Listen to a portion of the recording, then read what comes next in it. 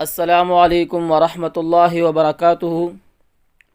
میں ہوں آپ کا ہوسٹ صدیق الرحمن، اور آپ لوگ دیکھ رہے ہیں میرے یوٹیوب چینل حافظ صدیق ٹیچ کو۔ میرے سامعین اور ناظرین، آج کے سبق میں ہم پڑھیں گے ان چیزوں کے بارے میں جن سے قضا اور کفارہ دونوں واجب ہوتے ہیں۔ مشکوٰۃ شریف کی ایک حدیث ہے جس میں آپ صلی اللہ علیہ وآلہ وسلم نے ارشاد فرمایا کہ جس نے بغیر کسی مجبوری یا بیماری کے رمضان کا روزہ چھوڑ دیا، وہ اگر زندگی بھر روزے رکھے تب بھی اس کا بدل نہیں ہو سکتا۔ آپ صلی اللہ علیہ وآلہ وسلم کے اس فرمان کا مطلب یہ نہیں ہے کہ اب روزے کی قضا نہیں ہو سکتی، بلکہ مقصد یہ ہے کہ جو انعام و اکرام اور ثواب رمضان میں روزہ رکھنے سے ملتا ہے وہ بعد میں ہرگز نہیں ملتا۔ اپنے وقت پہ کام کرنے میں کچھ بات ہی اور ہے۔ قضا کے مسائل جن میں روزہ فاسد ہونے کی بنا پر ایک روزے کے بدلے صرف ایک ہی روزہ رکھنا پڑتا ہے، گزشتہ سبق میں ہم نے پڑھا ہے۔ اب آج کے سبق میں ہم صرف ان صورتوں کا تذکرہ کریں گے جن میں روزہ کے فاسد ہونے پر قضا اور کفارہ دونوں لازم ہوتے ہیں۔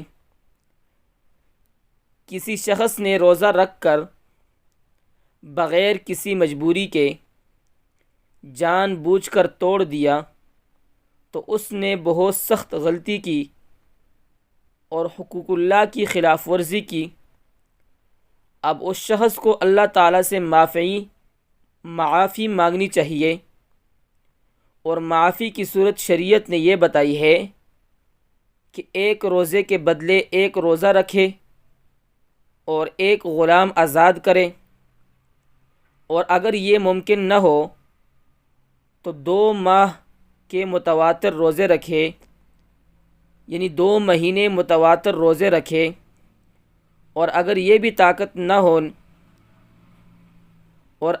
طاقت نہ ہونے کی وجہ سے ممکن نہ ہو تو پھر آخری صورت یہ ہے کہ 60 مسکینوں کو دونوں وقت پیٹ بھر کر کھانا کھلا دے، یا 60 آدمیوں کو ایک ایک فطرہ کی قیمت دے دے، یعنی فطرانے کی جو قیمت بنتی ہے وہ ایک ایک آدمی کو دے دے۔ تو فطرانے کی قیمت آج کل جو بنتی ہے گندم کے حساب سے وہ 130 روپے بنتی ہے، تو 60 آدمیوں کو 130 روپے دے دے۔ لیکن اس میں یہ بات یاد رکھنی چاہیے کہ کفارہ صرف اسی وقت آتا ہے جب رمضان کا روزہ رمضان ہی کے مہینے میں جان بوجھ کر توڑ دیا جائے، اور اگر رمضان کے مہینے کے علاوہ اور دنوں کا روزہ ہو یا رمضان کی قضا کا روزہ ہی کیوں نہ ہو، اس کو توڑ دیا جائے تو صرف قضا واجب ہوگی، کفارہ نہیں ہوگا۔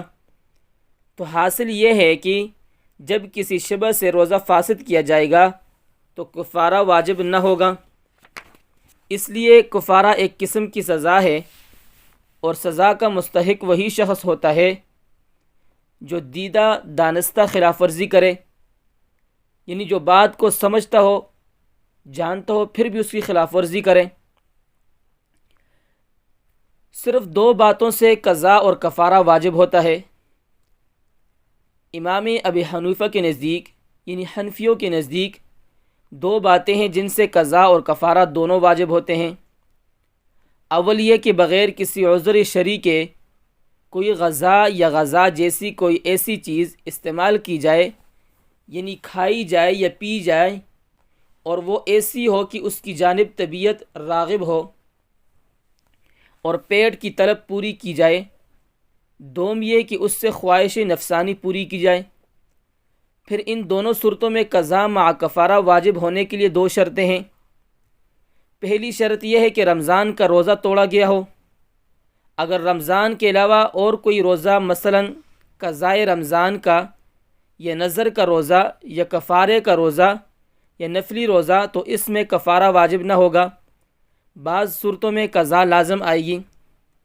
دوسری شرط یہ ہے کہ روزہ قصداً توڑا گیا ہو، اگر بھولے سے یا غلطی سے یا کسی عذر سے مثلاً کوئی بیماری لاحق ہو جانے سے یا سفر پیش آ جانے کی وجہ سے روزہ توڑا تو صرف قضا واجب ہوگی، اس صورت میں کفارہ نہیں ہوگا۔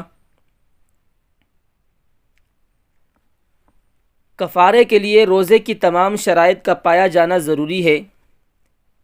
اگر روزے کی تمام شرائط اس کے اندر نہیں پائی جائی تو پھر کفارہ نہیں ہوگا۔ وہ شخص جس میں روزے کی تمام شرائط پائی جاتی ہوں، رمضان کے اس ادا روزے میں جس کی نیت صبح صادق سے پہلے کر چکا ہو، عمدن منہ کے ذریعے پیٹ میں کوئی ایسی چیز پہنچا دے جو انسان کی غذا یا دوا میں استعمال ہوتی ہو، یعنی اس کے استعمال سے کسی قسم کا نفع یا لذت مقصود ہو، اور اس کے استعمال سے سلیم الطبع انسان کی طبیعت نفرت نہ کرتی ہو، گو وہ بہت ہی کم مقدار میں ہو، حتیٰ کہ ایک تل کے برابر یہ جمع کرے، یا کرائے لواطت بھی اسی حکم میں ہے۔ جمع کے وقت عضو مخصوص سپاری کا داخل ہو جانا کافی ہے، منی کا نکلنا شرط نہیں ہے۔ یعنی اگر کوئی شخص جمع کرتا ہے تو اس میں انزال ضروری نہیں ہے، بلکہ جو شفع ہے وہ داخل ہو جائے تو پھر بھی قضا اور کفارہ دونوں ہوگا۔ تو ان تمام صورتوں میں قضا اور کفارہ دونوں واجب ہوں گے، مگر یہ بات شرط ہے کہ جمع صحبت ایسی عورت سے کی جائے جو قابل جمع ہو، بہت کم عمر لڑکی نہ ہو جس میں جمع کی بالکل قابلیت نہ پائی جائے۔ تو یہاں پر ایک انہوں نے مسئلہ استثناء کیا ہے، وہ یہ ہے کہ ایسی لڑکی کے ساتھ جمع کیا جائے جس کے ساتھ عام طور پر رغبت پیدا ہوتی ہو جمع کی۔ اگر بہت ہی چھوٹی عورت ہے، چھوٹی لڑکی ہے، اس کے ساتھ جمع کیا جائے تو پھر اس صورت میں یہ مسئلہ نہیں ہوگا۔ نیت پر ہی کفارہ ہے۔ کسی نے رمضان شریف میں روزہ کی نیت ہی نہیں کی، اس لیے کھا پی رہا ہے، اس پر کفارہ واجب نہیں۔ کفارہ جب ہی ہے کہ نیت کر کے روزہ توڑ دے۔ یعنی اگر کسی شخص نے رمضان کے مہینے میں صبح کے وقت نیت نہیں کی اور دن کو کھا پی رہا ہے تو اس صورت میں اس کے اوپر روزے کی قضا تو ہوگی لیکن کفارہ نہیں ہوگا۔ اور کفارہ اس صورت میں ہوتا ہے کہ جب بندہ نیت کر کے پھر دن کو روزہ توڑ دیں تو اس صورت میں کفارہ بھی ہوگا اور قضا بھی ہوگی۔ ابھی صحبت کرنے سے کفارہ واجب ہونا، صحبت کرنے سے روزہ ٹوٹ جاتا ہے، اس کی قضا بھی رکھے گا اور کفارہ بھی۔ جب مرگ کے عضو مخصوص کی سپاری اندر چلی گئی تو روزہ ٹوٹ گیا، قضا اور کفارہ دونوں واجب ہوں گے، خواہ منی نکلے یا نہ نکلے۔ نیز اگر مرد نے پاخانے کی جگہ اپنا عضو کر دیا اور اس کی سپاری اندر چلی گئی تب بھی عورت اور مرد دونوں کا روزہ جاتا رہا، قضا اور کفارہ دونوں واجب ہوں گے۔ جس شخص نے دونوں راستوں میں سے کسی بھی راستے میں جان بوجھ کر مجامعت کی تو اس پر قضا اور کفارہ دونوں لازم ہوں گے، اور ان دونوں مقاموں کی مجامعت میں انزال کا ہونا، منی کا نکلنا شرط نہیں ہے۔ ایک غلط مسئلے کی اصلاح وہ یہ ہے کہ مرد اپنا آلہ تناسل عورت کی شرمگاہ میں داخل کرے اور پھر باہر نکال کر دیکھے کہ اگر وہ خشک ہے تو روزہ نہیں ٹوٹا۔ یہ مسئلہ ایک صاحب نے بیان کیا ہے، تو کیا یہ صحیح ہے یا نہیں؟ تو اس کا جواب یہ ہے کہ مرد کے مخصوص حصے کی سپاری عورت کی شرمگاہ میں داخل ہو گئی تو مرد اور عورت دونوں کا روزہ ٹوٹ گیا، دونوں پر قضا اور کفارہ لازم ہوگی۔